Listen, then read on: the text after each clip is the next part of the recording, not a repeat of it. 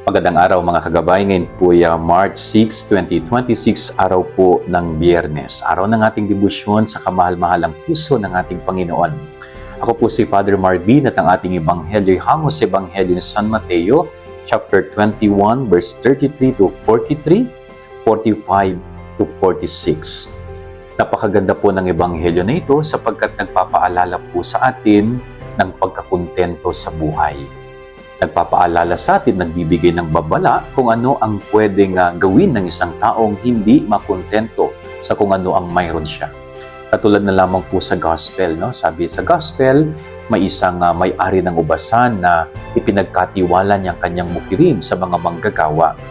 Iniwan niya ito at nang dumating ang araw ng pisaan yung pag-aani, ay nagpapunta siya ng kanyang mga representative para kunin yung kanyang parte, para kunin yung kanyang kahit papaano ay kunting kinita.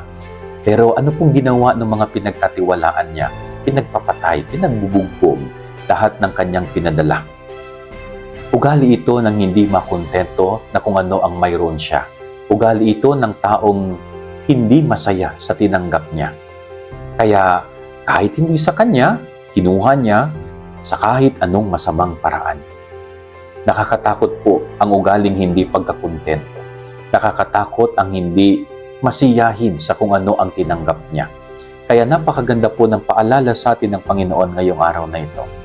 Ano man ang matanggap natin sa buhay, no, maliit man yan o malaki, huwag po nating titignan, no, yung quantity, kundi tignan natin yung kabutihang loob ng nagbigay sa atin.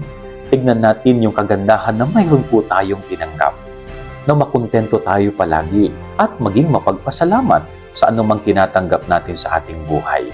Yan ang ating gabay-aral na maghapon. God bless po sa inyo lahat. Pagpalain kayo ng Panginoon.